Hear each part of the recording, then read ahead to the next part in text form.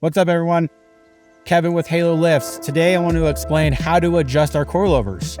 In your kit, you should receive an Allen wrench and a spanner wrench.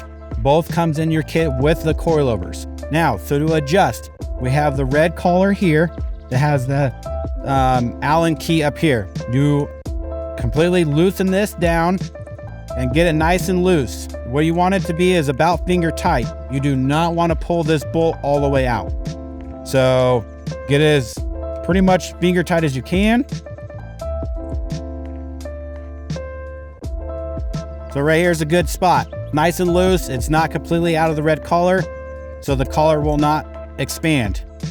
Put that down, use the spanner. We use a little bit of tape here at the shop to protect the powder coating on the collar, but essentially what you do is you put it in these holes with either a breaker bar or a ratchet. The longer breaker bar you have, the easier it's going to be to adjust these. Now, when it comes right out of the box, these threads are nice and clean. So if you've been running it for a year or so, now you want to adjust it, try to clean this thread area. You can use like a toothbrush, use compressed air, something like that. Also, you could use like WD-40 to give it some lubrication. So with the spanner wrench, you just find the hole, it slides right in, it sits flush. Like I said, use the breaker bar or a ratchet, whatever you have at home. And then you just turn it to the direction you want to go. Obviously, the whole shock is moving because we're using a press. I just wanted to give you a demonstration of how to do it at home. So when you're adjusting it, you just go clockwise to tighten it. Tightening raises your vehicle. If you go counterclockwise, then you're lowering the vehicle down. Use the same concept, go the opposite way, counterclockwise. It will lower your vehicle down because the collar and everything's going towards the top hat. So let's run over to an F-150 over here and we'll show you exactly what it looks like while we're doing it on the vehicle. All right, guys, we finally made it over here to an F-150 tremor. We want to show you how to actually adjust them while it's on the vehicle. Biggest thing you got to make sure is your tire is off the ground. So you can spin it, you're far enough off. Obviously, you guys probably don't have a car lift at home, but just use a floor jack, just get the tire off the ground, then that's where you can start adjusting. Obviously, we're going to start with the Allen.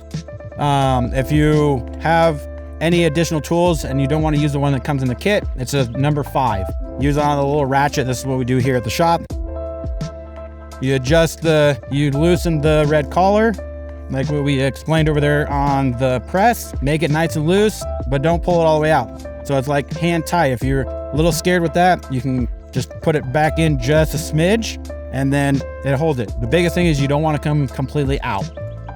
Okay, now we're going to use the spanner key again.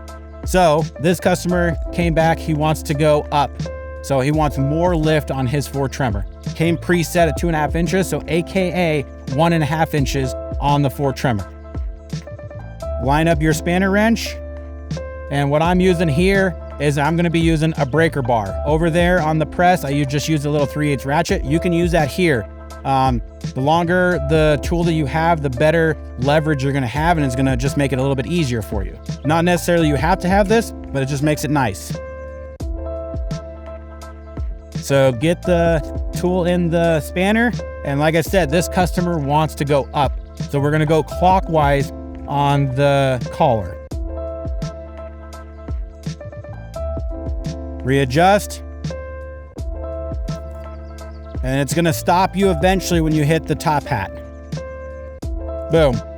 Right here with this little mounting point.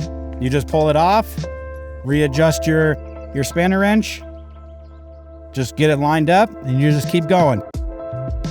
Now, the biggest thing that you want to accomplish when you're doing this is now, if this gets turned 180 degrees, your your Allen key is going to be on the back side. You have to do complete 360 turns. So you want to put this back out front so you can retighten the red collar. That's the biggest thing. We get asked all the time, how many turns for lift or to lower? It all depends on your motor size. Each motor weighs differently. 2.7 to 5 liter, completely different weights. We say approximately 3 complete turns is about 1/2 inch of raise or lower.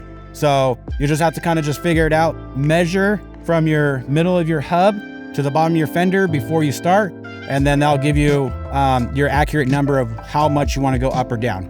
If you have any questions, please give us a call. We'll be happy to walk you through it.